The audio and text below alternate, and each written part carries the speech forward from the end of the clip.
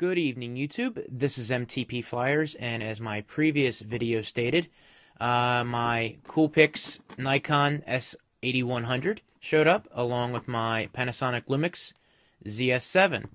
So, I couldn't decide. The specs on these both are pretty decent. The price for the cameras are extremely decent for, in my opinion, what they're able to do. Punisher 08 has the ZS3, and I tried it out, and I could not have been more pleased with the performance of the camera. However, I did some reading up on the Nikon S8100, and it's rated even higher than the Lumix in some reports, I think in consumer reports, and not so much in the others. So, let's get into these and show you guys exactly what they come with. Okay, so pretty much the same thing comes with each package. The Nikon comes with a charger. Now, I'd say the biggest difference is right off the bat. Always nice that they have the fold-away plug on these. But with the Nikon, you can only charge with the USB adapter with the battery in the camera. I guess that's okay depending on what you're doing, but the nice thing about being able to charge the battery away from the camera is you can, I don't know, keep it away from the wall or store it somewhere and you're just worrying about the battery. So I always like the separate battery with this, and that's what the Lumix comes with, of course, with the flip-up charger. So I always thought that was nice. The batteries on these are fairly similar. The Nikon is a 1080 mAh lithium-ion battery. And I looked up the specs, and the Lumix is, they say a minimum of 895 mAh, and this is also a lithium-ion battery.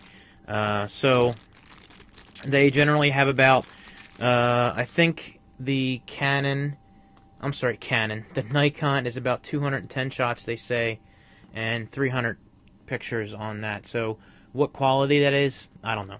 So I just threw that out there. I saw that on the site. Figured I'd let you guys know. They both come with the appropriate cables, of course, to plug the cord into the device, right into the computer. This comes, the Panasonic comes with their own proprietary cord. I don't even know what that is, to be honest with you. And of course, the Nikon also has their own proprietary, which almost looks like a micro USB, but it's not. It's its own little shape to that. So their USBs are a little bit different. Plug right into a TV, but I don't even plug these into a TV anymore. So what are you going to do? The devices themselves come with the, or they come with their little lanyards. But here's the devices. Now, I always laugh because when they compare the smaller cameras, they always talk about that they're too thick. And I'll be honest with you, if this is what you're using and you think camera's too big, then I don't know. I know there's smaller ones out there, but they just look too dainty, and I think these are just fine.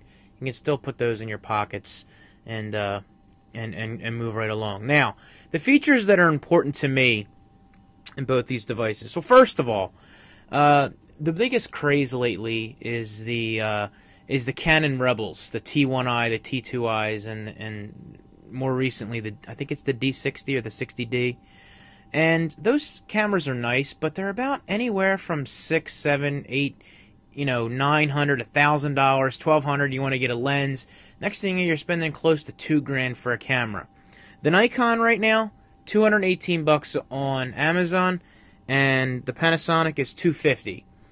And what I really want to do is be able to choose which one I want to take with me to CES and what's going to work for me. Now, what's important to me? Megapixels are somewhat important, but how it processes those. They both come in 12.1 megapixels, so that's a wash. The zoom, we've got 12 on the Nikon, and we've got 10 on the Panasonic, both with 4 times digital. What that'll do, I don't know if you're really going to see a whole lot of difference in that. What I really like about the Lumix that I've tried already is how stable it keeps your frame when you're taking the shot. Once you push that button halfway down, it'll allow you to do that. As far as the shooting in a movie, which I may or may not use. I mean, I've got my camcorder right here, but we'll definitely try them out to see how they work. They both have the nice little stand in there that allows you to put it on the the camera stand, the tripod. So you're all set with that. 1080p on the Nikon and 720p. Now I've done items that have 1080p, and I felt that the 720 moved a little better with the frames per second and a lot less skipping. We'll definitely check that out and see who turns out to be the winner on that. Also, what's important to me is taking continuous shots, you know, one shot after another, like a speed shutter. According to the specs, the Nikon does 10 frames per second, where the Lumix limps in at 2.3. So those are just a few of the specs that are important to me.